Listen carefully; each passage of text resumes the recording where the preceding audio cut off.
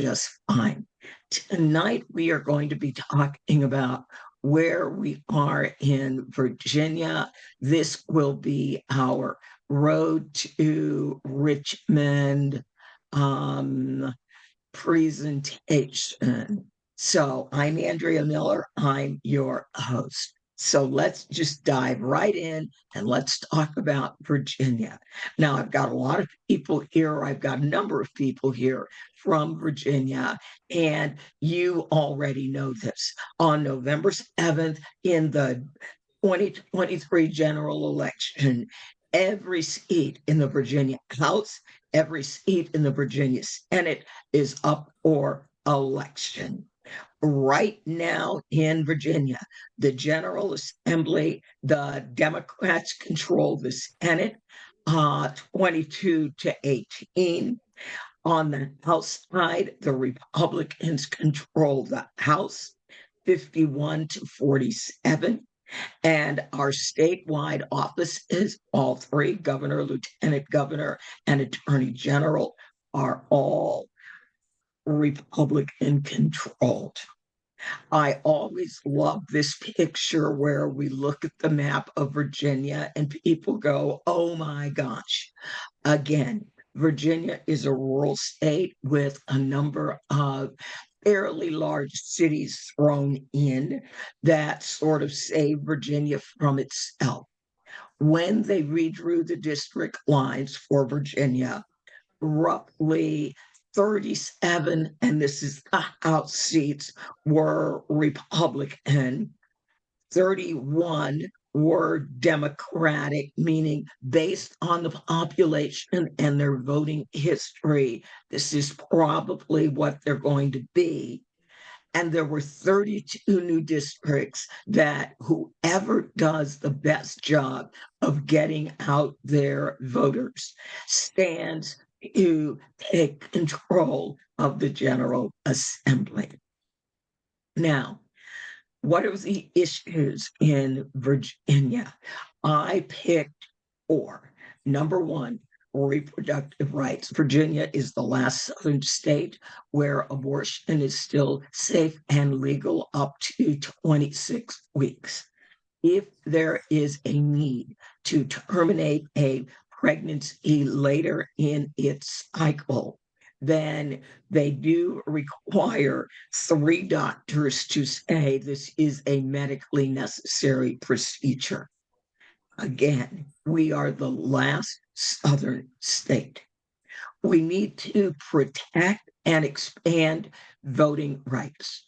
Before Virginia changed governor parties, we were on track to change the Virginia Constitution and get rid of lifetime felony disenfranchisement. So, my special guest, Richard Walker, Richard and I might end up in a little discussion about that later on. So we need to protect all the voting rights that we won. Virginia has 45 days of early voting. Virginia is no longer a photo ID state. We are simply a voter ID state. By law, every county must have drop boxes, one for every 50,000 registered voters. And by law, there must be 2 days of Saturday voting in every election run by the state. Virginia is the state where a lot of what we are hearing about in public education really, really took hold. And that was, or those were the issues that turned the election in 2021. Parental rights, no critical race theory, all manner of, oh, we are going to change American history. Rosa Parks was a woman, a Black woman on a bus who refused to give up her seat. There's no why. It's just a snippet of history without context. So we want to protect inclusive American history. As I said, I picked four issues. Of course, like every state, there's the issue with affordable housing, good transportation, but these are the issues that will potentially drive voters to the polls to vote one way or another. Now, work. I know everybody came here to find out how they can work. Reclaim our vote. We've got about 4,000 addresses left. We have already sent 300,000 postcards. National Women's Political Caucus of Virginia, our C4 arm, they've got about 20,000 addresses left. But again, that is our C4. Their script is slightly different, and they deal with our endorsed candidates. We are currently running phone banks, both our C3 phone banks where we claim our vote and our C4 phone banks for National Women's Political Caucus. There is phone bank training every Tuesday on our C3 side from 6 p.m. to 8 p.m. There is phone bank training every Wednesday with our partners at the Bay Area Coalition from 5:30 to 7:30 p.m. Eastern. We have started texting, and early voting ends on November 4th. So that is basically where we are. I always love showing off pictures of our postcards. So if you want to try and get some of the last addresses that are left, you can go to our website, centerforcommonground.org/postcarding.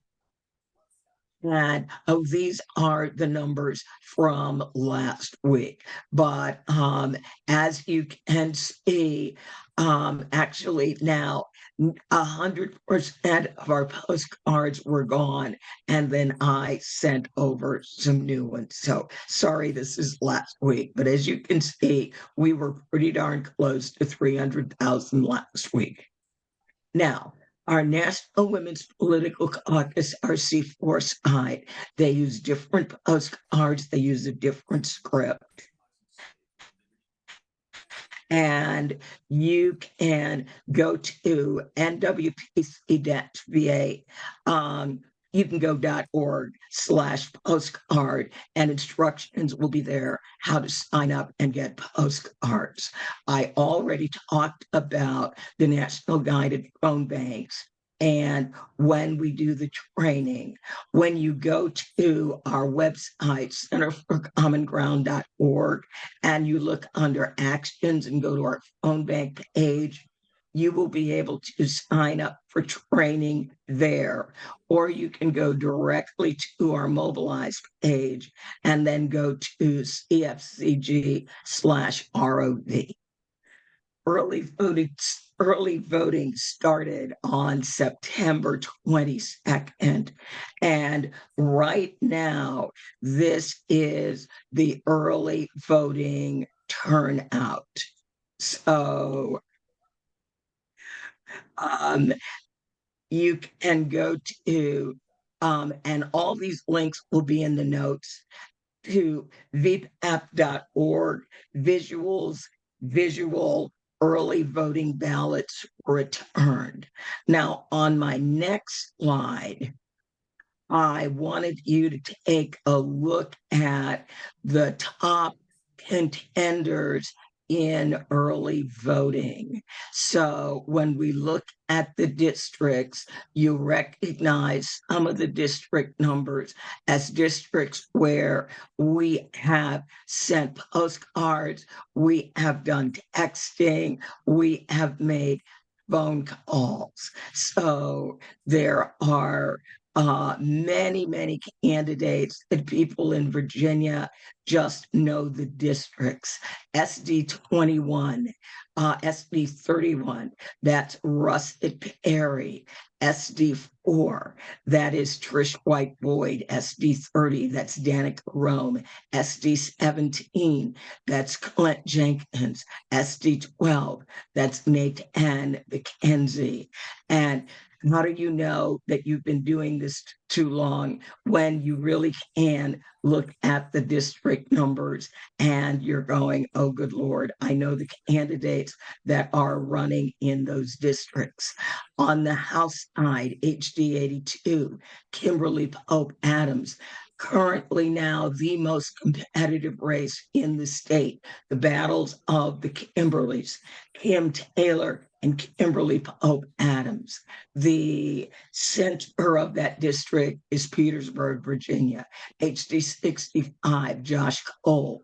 A very interesting district where we've done a lot of work for turnout, HD 83. That would be Mary Parson down in that central Virginia area. So you can go to Veep app and then you can really study all that. Now, I'm not going to make you look at all this. You will get a copy and a link to this presentation where you will be able to study it. I wanted you to get a feel for the number of phone calls that have been made in the various districts. Now, the scripts are very different. Well, they're very similar, but they're different. On the C4 side, we very plainly say that we have endorsed a specific candidate. On the C3 side, we name all the candidates that are running for the office. So these are our C3 calls. These are our C4 calls. And here are the total number of calls that we have made since August 21st. When I looked at some of our reports from 2022, we have almost done as many calls to Virginia in this election as we did in 2022 in the entire year. We are almost at half that number on one state. We've invented some new things. So at vavoter.net/EV list, this will provide a list of all of the early voting locations in the state. That is election offices along with satellite locations. People who have worked in Virginia know Virginia elect has been very lazy and careless about how they do this. They have one list. Here are all your registrars. And then they maintain a shorter list. Yeah, these are all the counties that have multiple satellite locations. We built something that shows all of the locations, whether it's the county registrar or voter registration office, or whether they are using a satellite location such as a library. Additionally, we have the date and the times that the location is open, as well as links. Where do I vote on election day if I don't want to early vote? Check your registration, request an absentee ballot, any number of things that voters might do. We always look at what can we do that will further support voters. One of the other things that we are going to do again this year is we are going to go into the rides to the polls business. Virginia has 45 days of early voting, and some of our areas are suburban, exurban, downright rural. Not everything is urban. So we will be recruiting drivers and we will have a totally cool app called Give a Ride, which we pioneered back in 2019, where we will offer our drivers a rider. This rider wants to go to the polls on this date. You're driving on that date and you're driving in this area. Yes, I'll confirm and accept that driver. You will then get the voter's address, turn by turn directions on how to get there, as well as when you pick the voter up where they're going, turn by turn directions on how to get there. So that is basically where we are right now in Virginia. I think we are in a very good place. I want to make certain that our older Black rural voters are going to be able to get to the polls during early voting. I'm also concerned about many of our suburban voters because nobody ever said Virginia was Chicago when it comes to transportation. All right. That is the quick update on Virginia. And now I want to let you know what we are fighting against in terms of protecting voting rights. Virginia now is the only state with lifetime felony disenfranchisement. There used to be four, and now we're down to just Virginia. So this was in the papers a couple of days ago. The Virginia Department of Elections released its annual list maintenance report, um, their purge list, last week, detailing the cancellation of the voting rights of 17,368 Virginians convicted of a new felony after their voting rights had been restored. Well, it turns out they hadn't actually committed a new felony after all. That was kind of a great big fib on the governor's part. What had happened was they had committed a technical violation. As everyone over the age of 15 knows in Virginia, a felony conviction is something that is handed down by a judge. It isn't something that you miss one of your appointments for probation or parole, and suddenly now they decide you have a new felony because you didn't show up.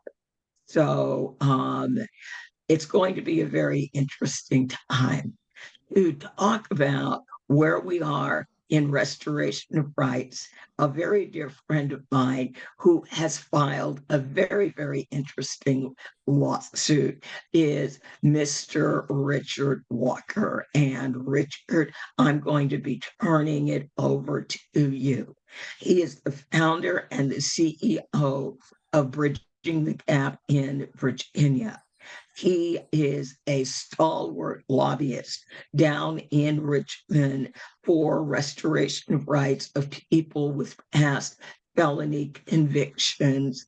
He has a company where they teach people with felony convictions how to install solar so that they will be able to get a good job and support themselves and their families. So there will be no more incentive to wander back into circumstances that got them in trouble. So what I'm going to do is stop sharing my screen, and Richard, what I am going to do is bring Richard up right now. So Richard, thank you for joining us tonight. Thank you, Andrea. I appreciate it. Good evening, everyone. As Andrea explained, my name is Richard Walker. I'm formerly incarcerated convicted felon, and I've devoted most of my life to helping other people rehabilitate and reenter society after serving time in behind bars. So I know firsthand that having the right to vote is of critical importance to making people feel like they are invested in and can contribute positively to their communities. My rights were restored back in 2012 by former Republican Governor Bob McDonnell. Back then, it was approximately 10 pieces of paper that I had to complete to submit in order to get my rights restored. They were initially denied in 2010, but no reason, rhyme, or rationale was given to me as to why that they didn't get restored then. But all of a sudden, like magic, without me resubmitting, I received a call from the Secretary of the Commonwealth's office under Bob McDonnell and let me know that my rights have been restored. But far too long, Black people in Virginia and throughout the South have had their voting rights suppressed. Bridging the Gap in Virginia brought this case to ensure that future generations of Black Virginians can participate equally in our democracy.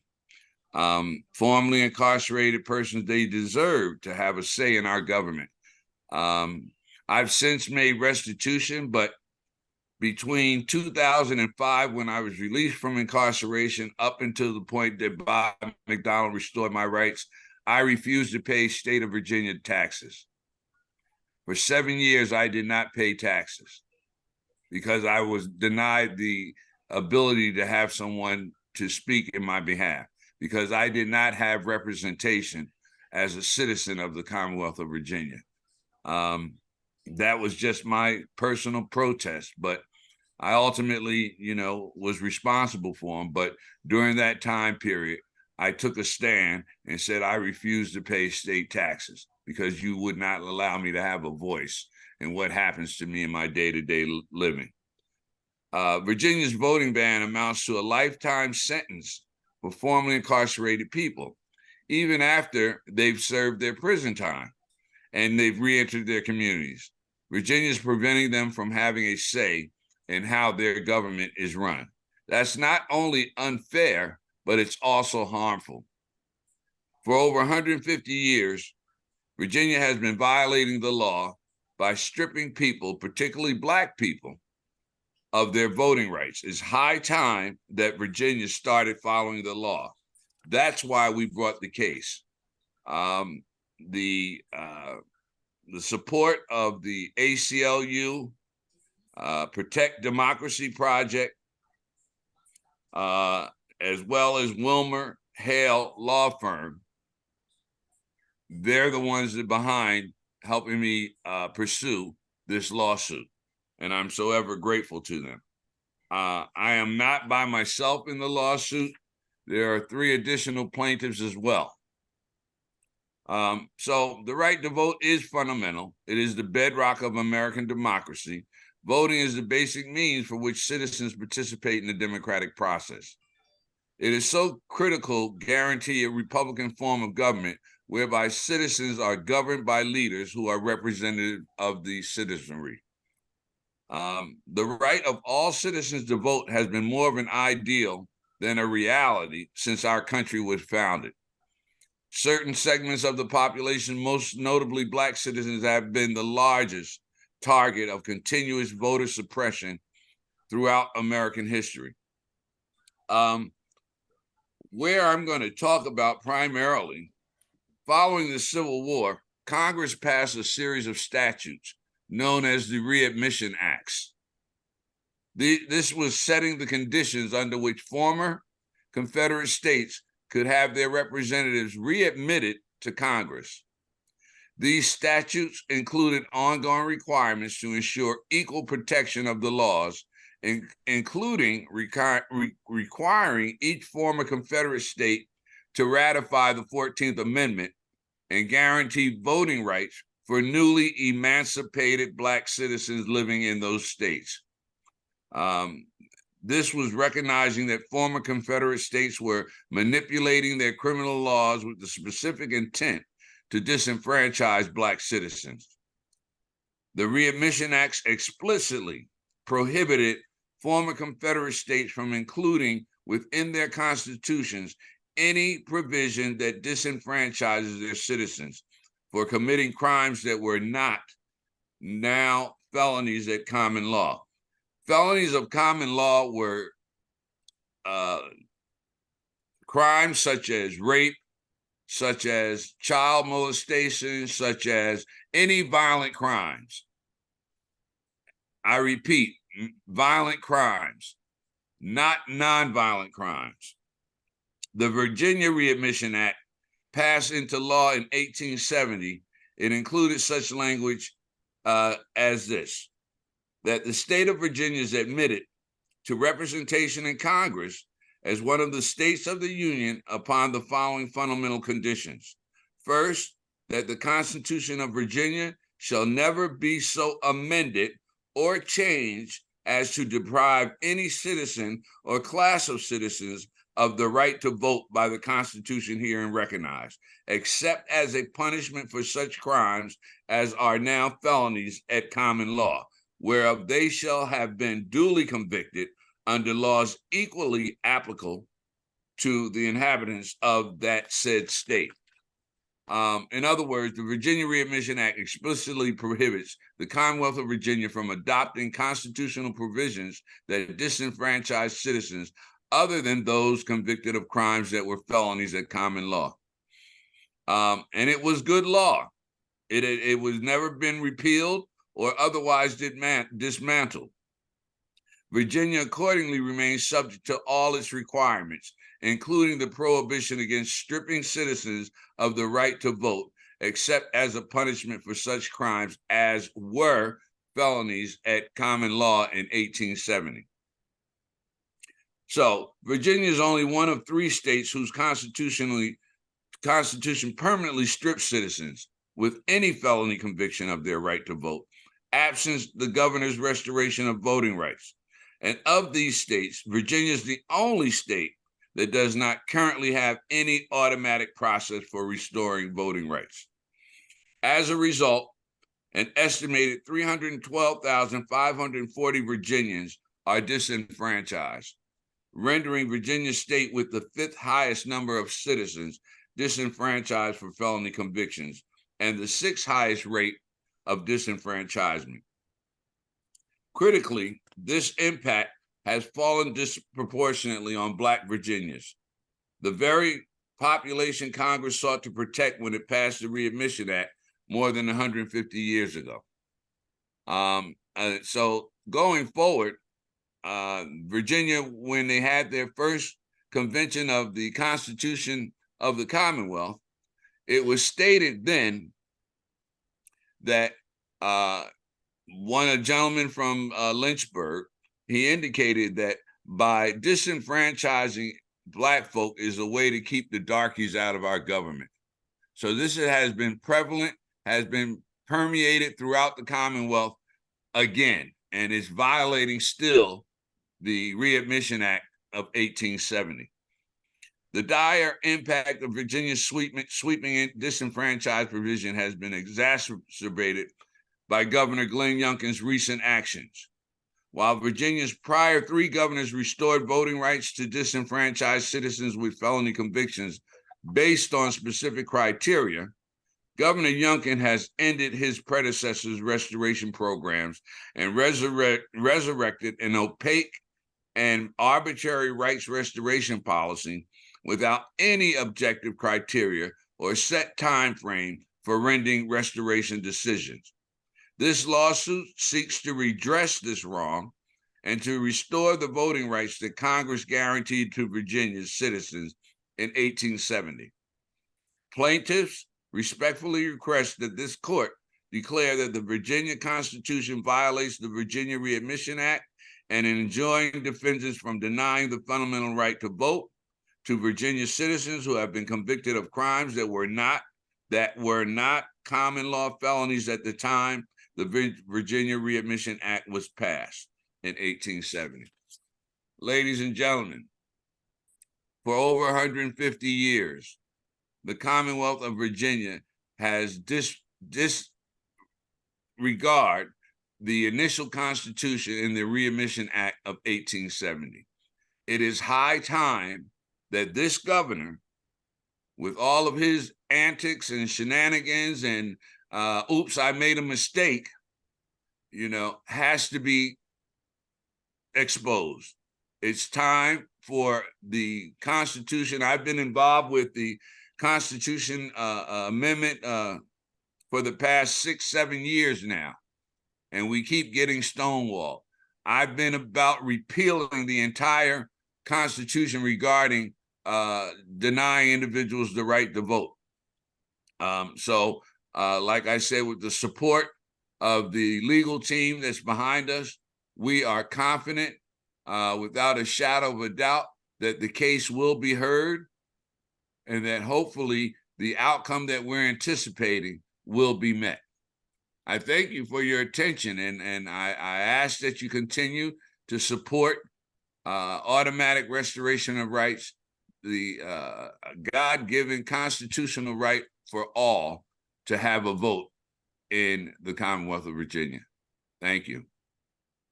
Thank you, Richard. And every time I hear you speak about that, that is just so incredibly powerful. So in 2021, in that legislature, I believe we came very, very close to passing the constitutional amendment. And now in Virginia, to amend our Constitution, we need to pass the amendment twice in our legislature, literally back to back. And then the amendment would go out for ratification by the citizenry. With our new governor, we understand we have no opportunity to do that really until the 2026 legislature is seated. That is probably what our new reality looks like, unless Richard is to prevail in his lawsuit. So, Richard, thank you so very, very, very, very much. And I want to bring attention, I think he is still here, another very dear friend of mine, Stephen Spitz, where years and years ago, when I first moved here to Virginia, I met Stephen, and Stephen got me in good trouble working on restoration of voting rights.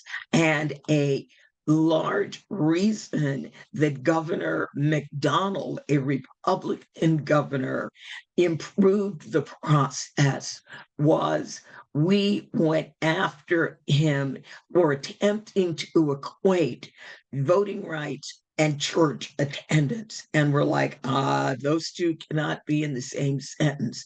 All of a sudden, you're saying voting is for Christians and you're leaving out. It's like, this is the problem.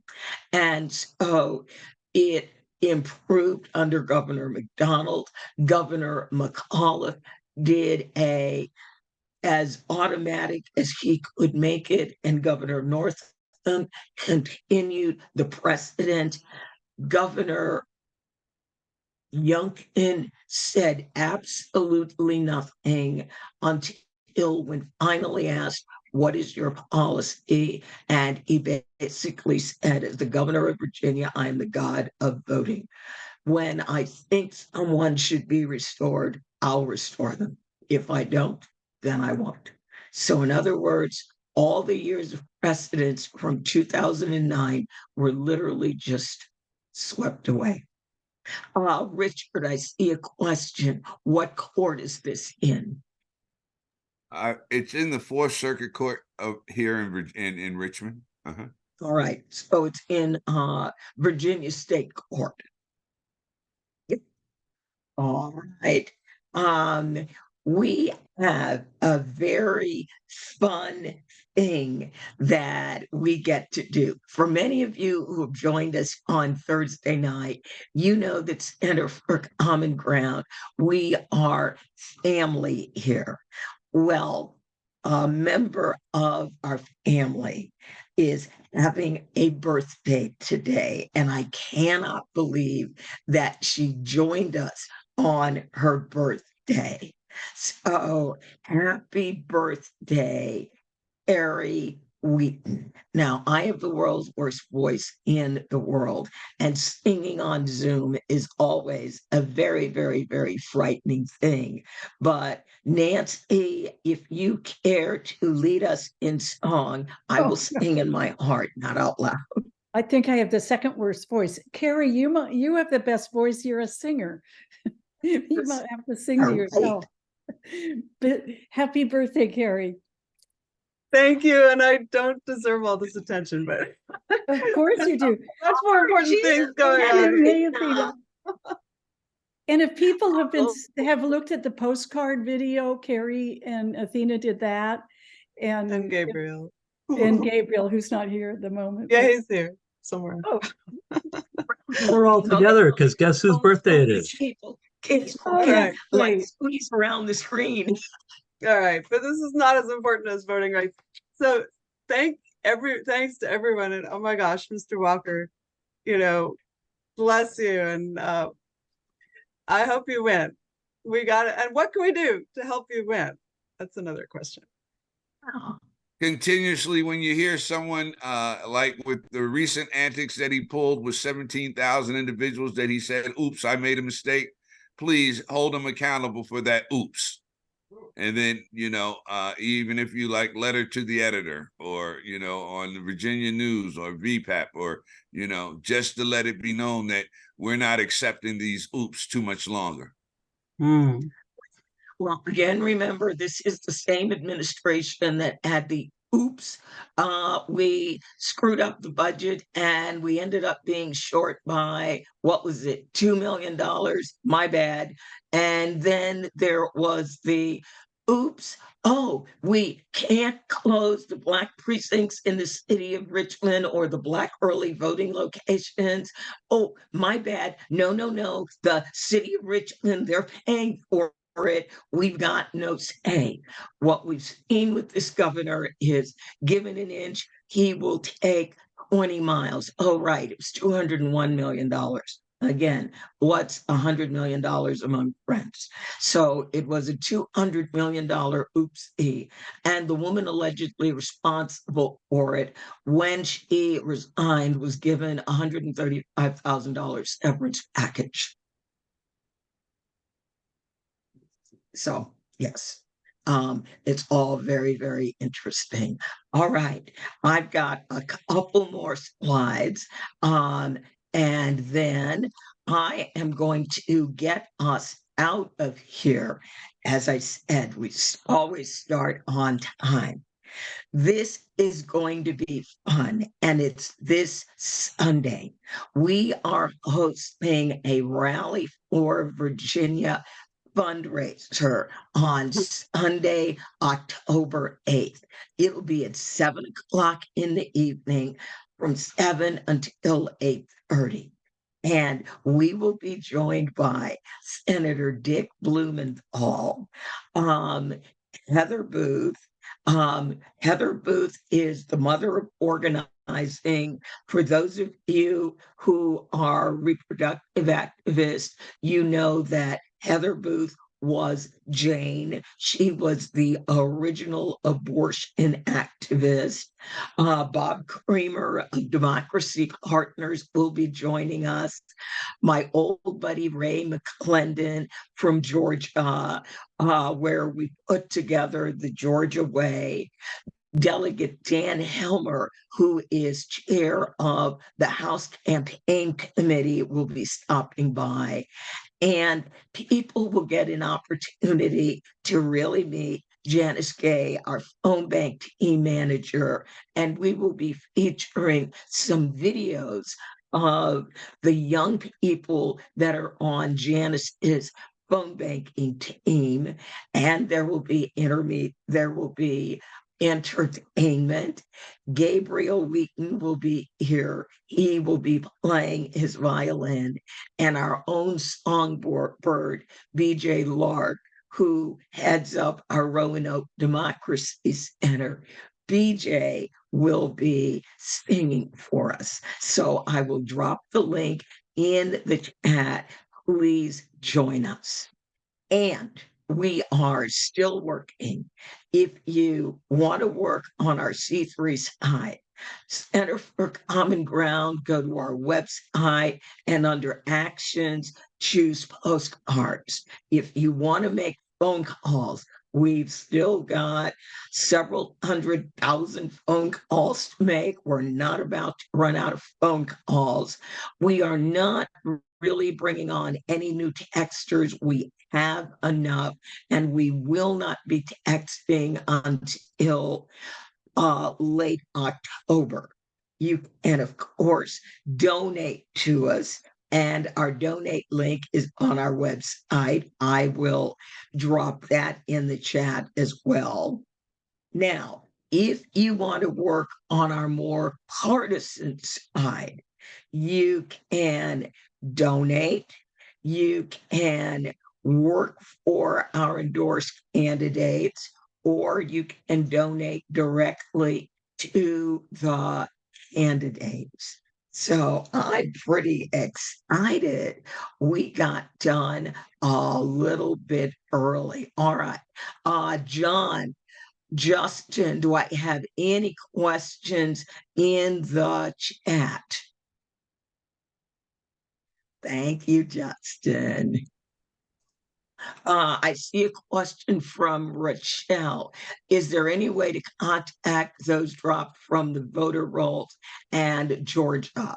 Yes. If you go to our website, centerforcommonground.org/phone banks, on our phone banks page, there are phone banks to call voters who were dropped from the rolls in Georgia. Josh Stanfield is attempting to get the list of the 17,000 voters who were inadvertently dropped from the rolls. I have no idea if A, we will be able to get that list, or B, if what will happen is the folks will just suddenly be back on the rolls. Richard. Yeah, I just wanted to let folk know, if you know of someone that has been dropped from the voting rolls that have voted in previous elections prior to this year, please reach out to me. We have law students that are helping individuals appeal, which I had an exact case up in Northern Virginia. A young lady went to vote, and she had voted in the previous two elections, and she was denied, and she went straight to the circuit court in the Washington, D.C. area, and the judge restored her rights, and she was able to vote. So, yeah, if you have anyone, please don't hesitate to reach out. Thank you. I'll put my number in the chat. Right. And for everybody that lives in Virginia, I dropped a link in the chat where you can get to our handy dandy tool of all the early voting locations in Virginia. And what we did is we go through and we look at these counties every day to see, is anybody making any changes? No, we're not going to be open on this date, or no, we've decided we're going to change our hours. And we are working very, very hard to keep that list up to date, because we know what the state put on their website. If it turns out it's wrong, their attitude is that's wrong. They are not going to go in and bother to change it. We want a tool that people will be able to use and trust. Again, if you find anything that we have where there's a change and we haven't gotten it yet, just contact us. I'm going to put my contact information in the chat. I have a new computer, so my typing is really, really strange right now. I miss my computer. It's in the shop. Just email me and say, hey, our county has said that now they're going to do this. So a number of the rural counties still do not have 2023 voting information on their websites. They're still showing 2022. For those counties, generally, we call them, and if they won't talk to us next week, the attorneys will be calling them because we need to make this information available to their voters. By law, they must have Saturday voting, and we need to know when. What time are they going to be open? All right. All right. Do we have any other questions? You can raise your hand and I will unmute you. Any other questions at all? And let me drop in our link for our October 8th rally for Virginia. That should be a lot of fun. It should be fun. Bruce, how are you? My old buddy, Bruce Lundeen. Hey, Bruce. Wow. All right. All right. I am looking. I don't see anything else in the chat. Um, oh, you are so welcome. We love all the work that we do.